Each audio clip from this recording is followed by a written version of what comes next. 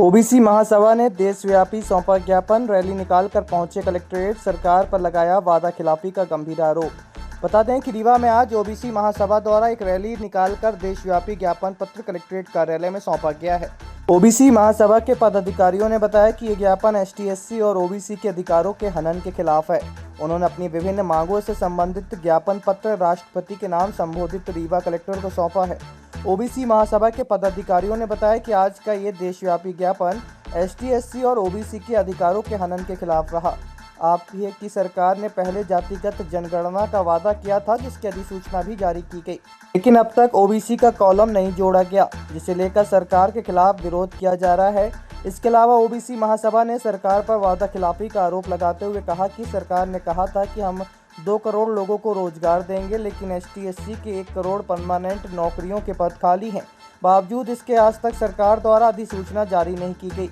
इसी तरह के 14 सूत्री मांगों से संबंधित ज्ञापन पत्र राष्ट्रपति के नाम कलेक्ट्रेट कार्यालय में सौंपा गया है। जो मांगे हैं, जो मध्य प्रदेश में आरक्षण 27% लागू नहीं किया जा रहा है, 13% होल्ड रखा गया है। तो प्रथम मांग हमारी ये है कि 13% आरक्षण जो होल्ड है उसको हटाया जाए।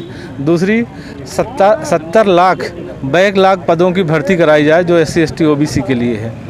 हाँ, और ओबीसी पिछड़ा वर्ग के लिए जो छात्र हैं उनकी प्राइवेट कॉलेजों में उनकी जो बड़ी बड़ी फीस लगती है, जिसके कारण वो पढ़ाई नहीं कर पा रहे हैं, तो उनकी सरकारी फ़ीस, जो सरकारी कॉलेजों की जो फीस है वो फीस लागू की जाए। देखिए, आज का जो ज्ञापन है ये प्रदेशव्यापी देशव्यापी ज्ञापन है और यह ज्ञापन SC/ST और OBC के अधिकारों के साथ जो हनन हो रहा है उसके खिलाफ ये ज्ञापन है। सरकार ने पहले कहा था कि हम जातिगत जनगणना कराएंगे और जनगणना के लिए उन्हें अधिसूचना जारी कर दी, लेकिन उसमें OBC का कॉलम अभी तक नहीं जोड़ा है। तो हमारा विरोध सरकार को इसको लेकर है कि आपने यू टर्न ले लिया।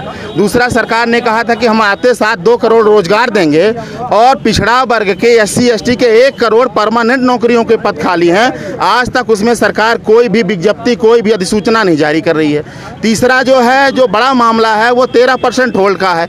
मध्य प्रदेश में लगभग 27,000 वो बच्चे जो चयनित है, आज अगर सरकार ज्वाइनिंग दे दे तो कल से वो सरकारी कर्मचारी कहलाएंगे। उनकी ज्वाइनिंग का मामला है, सरकार उसको नहीं मानने को तैयार है। और साथ में इस वर्ग के साथ स्कूलें प्रदेश की बंद हो रही हैं, कॉलेज जो है बदतर स्थिति में है और इनको मजबूरी में प्राइवेट कॉलेजों में पढ़ना पड़ रहा है। तो प्राइवेट कॉलेजों में दाखिला तो मिल रहा है, लेकिन उसकी फीस इतनी है कि जो गरीब आदमी नहीं दे पा रहा है। तो हमारी सरकार से ये मांग है कि जो है सरकारी दर पर इनको एडमिशन दिया जाए। साथ में पिछड़ा वर्ग के साथ पूरे देश के अंदर जातिगत भेदभाव किया जा रहा है, उसको मारा पीटा जा रहा है, उसको मानसिक और शारीरिक रूप से प्रताड़ित किया जा रहा है। तो उस प्रताड़ना के खिलाफ भी पिछड़ा वर्ग के लिए, उसके प्रोटेक्शन के लिए एट्रोसिटी एक्ट की भी आवश्यकता है। सरकार पिछड़ा वर्ग के राइट्स के लिए एट्रोसिटी एक्ट की भी वो करे, प्रावधान करे। और साथ में जितने भी इस शोषित वंचित समाज के लोग हैं उनको लिए स्वास्थ्य, शिक्षा, रोजगार का रास्ता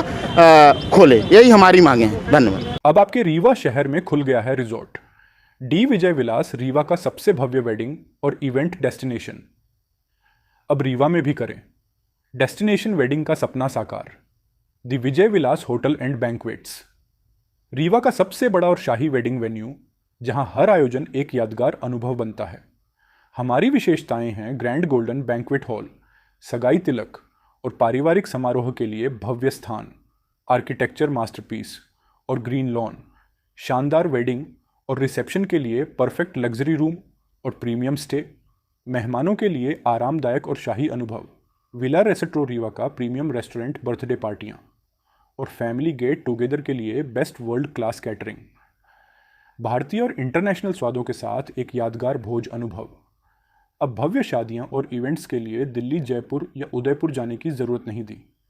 विजय विलास में रीवा का सबसे शानदार वेडिंग एक्सपीरियंस पाएं।